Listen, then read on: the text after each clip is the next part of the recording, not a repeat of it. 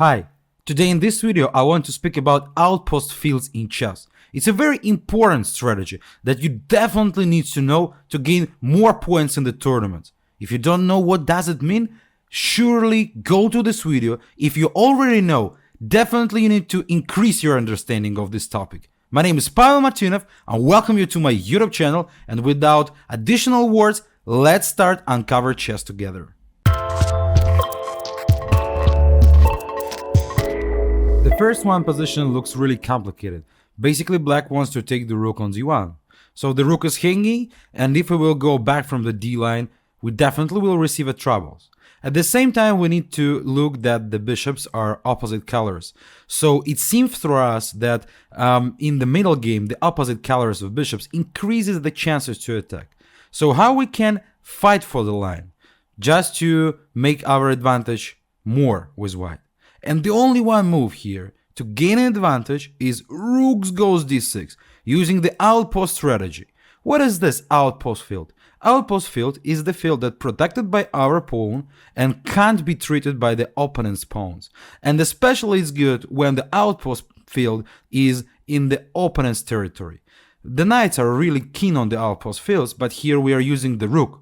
The idea is that if black will capture the rook, we will capture with the pawn, unlocking our bishop, and we want to do queen g7 checkmate.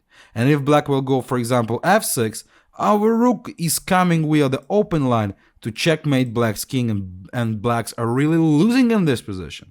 Returning back, again, this outpost square helps us to fight for the line, because after, for example, bishop b7, we can go rook d1, basically forcing black to take on d6, and after e takes d6, we are receiving a very strong passing pawn, and at the same time, wild bishop. So we are gaining an advantage with white. And the only one idea to do this was to play on the outpost strategy in this position.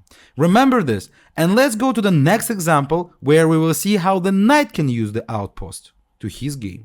Next position I took from the game of Michal Botvinnik. He played white in this position, and to make an advantage, he played b5, a very strong move, because he needs to fix the outpost square to the knight, and the knight on c6 will give a pressure to the position of black, and white will gain an advantage in general. In the game was a6, knight goes c6, I'm gaining a tempo because the bishop is hanging for the moment, so bishop f8, and definitely a4 because I need to fix the structure, I need to fix my outpost field, because after ab5 I'm going ab5.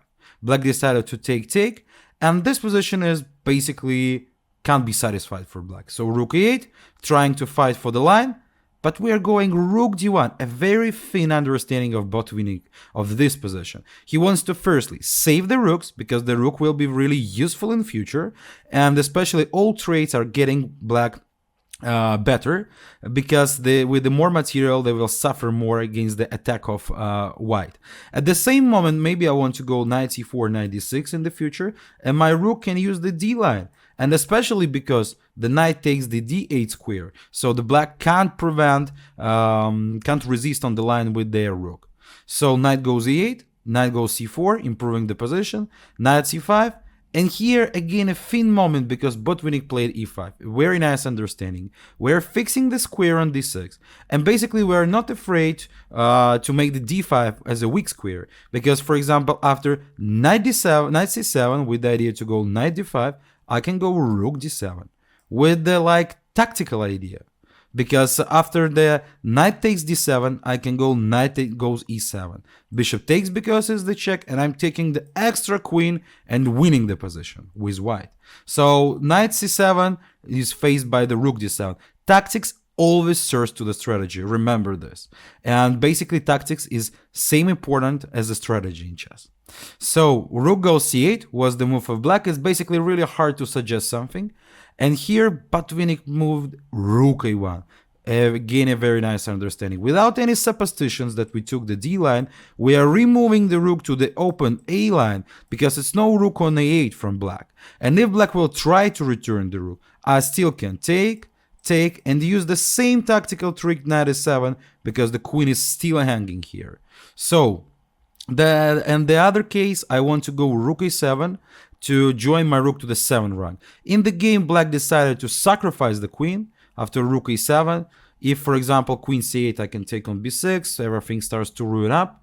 So after queen a7 takes knight b6, in the future, both winning one.